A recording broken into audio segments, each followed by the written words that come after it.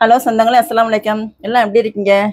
நம்ம வந்து சூப்பரான நல்ல ரிச்சான கலரில் ஒரு மஸ்கோத் அல்வா எப்படி செய்கிறதுங்கிறத பார்ப்போம். வெறும் 3 பொருளை வச்சு இந்த அல்வாவை எப்படி செய்யறதுங்கிறத பார்ப்போம். சூப்பரான மஸ்கோத் அல்வாவை எப்படி செய்கிறதுன்னு பார்ப்போம். கோதுமை மாவு, தேங்காய், சீனி 3 பொருள் தான்.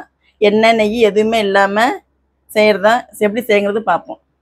இந்த அல்வா செய்யறதுக்கு நம்ம வந்து ஒரு காப்படி மாவு எடுத்துருக்கோம், கோதுமை மாவு. இதை வந்து நம்ம சப்பாத்திக்கு பிணையிற மாதிரி நல்லா பிணைஞ்சிக்குவோம் கெட்டியாக.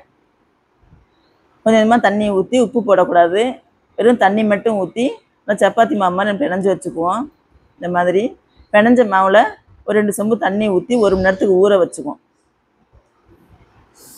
1 மணி நேரத்துக்கு ஊறட்டும். தண்ணி ஊற்றி வச்சுருக்குறோம்.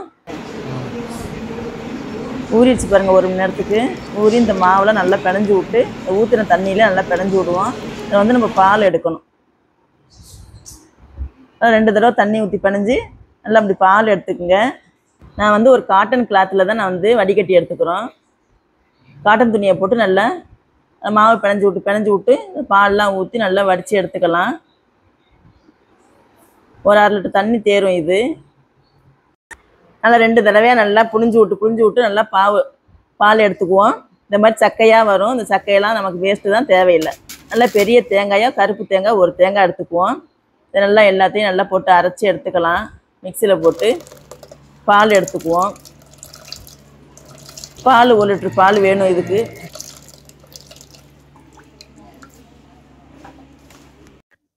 நம்ம வந்து நைட்டு கோதுமை பிணைஞ்சி பால் எடுத்து வச்சுருக்கோம்ல, அது இப்போ நம்ம வந்து காலையில் எடுத்து பார்க்குறோம்.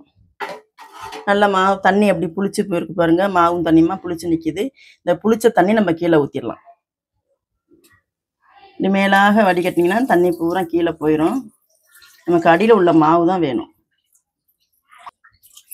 புளிச்சாதான் அல்வா நல்லா இருக்கும். தண்ணியை பூரா அப்படி வடிகட்டி எடுத்துருவோம்.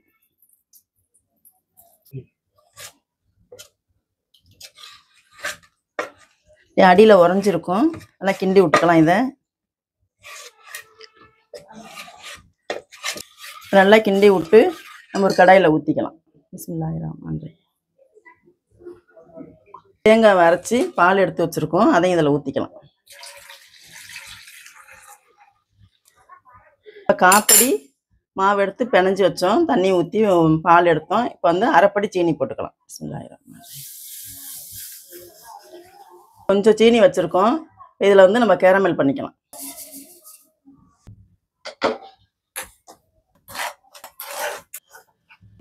இந்த சக்கையில் நல்லா மெல்ட் ஆகி நல்லா உருகி வரணும். உருகி வந்ததுக்கப்புறம் தானாக கலர் மாறும். கேரமல் ரெடி ஆயிடுச்சு. இதை வந்து நம்ம மாவில் எடுத்து ஊற்றிக்குவோம். மாவு தேங்காய் பால்லாம் ஊற்றி வச்சுருக்கோம்ல, அதை எடுத்து ஊற்றிக்குவோம். பிஸ்மில்லாஹிர்ரஹ்மானிர்ரஹீம். இந்த ரெடியான கேரமலை இதில் ஊற்றிக்கலாம்.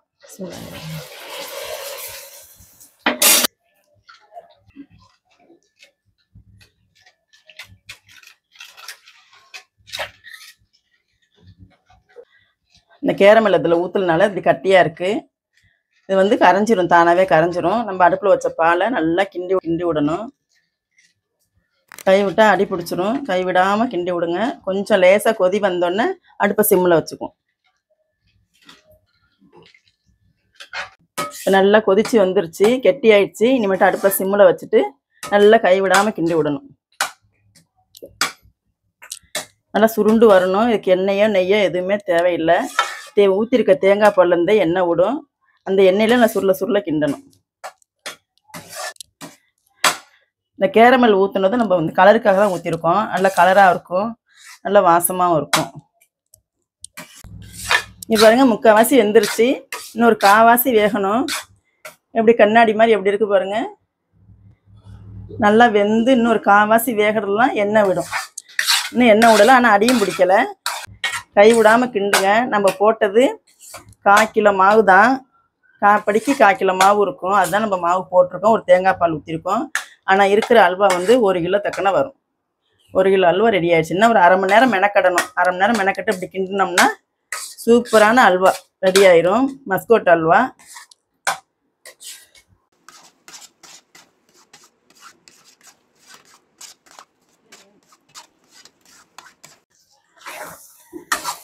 இப்போ நமக்கு வந்து மஸ்கோத் அல்வா ரெடி ஆயிடுச்சு. இங்கே பாருங்கள், நல்லா எண்ணெய் விடுது. தெரியுதா உங்களுக்கு? இது எண்ணெய் விடுறது. நல்லா சுருள சுருள கிண்டணும். இந்த ஓரம்லாம் தட்டி ஓரமாக அப்படி எடுத்து விடணும். முக்கால்வாசி ரெடி ஆயிடுச்சு. இதில் வந்து ஒரு ஸ்பூன் ஏலக்காய் தூள் போட்டுக்கலாம். இதையும் போட்டு நல்லா கிண்டி விடுவோம்.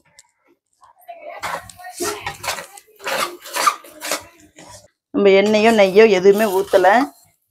இந்த தேங்காய் பால்லேருந்து விடுற எண்ணெய் தான் நல்லா வாசம், கமகமன்னு நல்ல வாசமாக இருக்குது.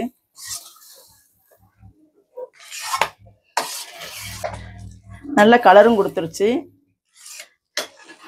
இப்போ வந்து நம்ம முந்திரி பருப்பு போட்டுக்குவோம். முந்திரி பருப்பு ஒரு 25 கிராம் உடச்சி வச்சுருக்கோம். இதையும் போட்டுக்கலாம்.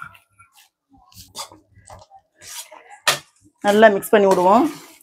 1/4 கிலோ மாவு எடுத்தால் போதும். 1/2 கிலோ சீனி போட்டு ஒரு தேங்காய் பால் எடுத்து ஊற்றி இதே போல் செய்யுங்க. டிஃப்ரெண்ட்டாக கடையில் போய் வாங்கிறது இந்த மாதிரி வீட்டில் ஒரு நாளைக்கு செஞ்சு கொடுங்க. சூப்பராக இருக்கும். அல்வா ரெடி ஆயிடுச்சு. பாருங்கள், அல்வா ரெடி ஆயிடுச்சு. நம்ம ஊற்றின தேங்காய் பால்லேருந்து எப்படி எண்ணெய் விடுது பாருங்கள். நல்லா கம்ப்ளீட்டாக அல்வா ரெடி ஆயிடுச்சு. சூப்பராக எப்படி சுற்றி வருது பாருங்கள். இந்த எண்ணெயிலையே நம்ம எண்ணெய் நெய் எதுவுமே ஊற்றலை. ஊற்றின தேங்காய் பால்லேருந்து விடுற எண்ணெய் இது எப்படி இருக்குது பாருங்கள். கடங்கி அல்வாவுக்கு நம்ம அல்வா டப் கொடுக்குற மாதிரி இருக்குது பாருங்கள். சூப்பராக. நீங்களும் இதே போல் செஞ்சு பாருங்கள். எப்படின்னு கமெண்டில் சொல்லுங்கள். மற்றவங்க ஷேர் பண்ணுங்கள், சப்ஸ்கிரைப் பண்ணுங்கள். அஸ்ஸலாமு அலைக்கும். கொஞ்சம் நேரம் ஆறட்டும். அப்புறம் நம்ம உங்களுக்கு போட்டு காமிக்கிறோம்.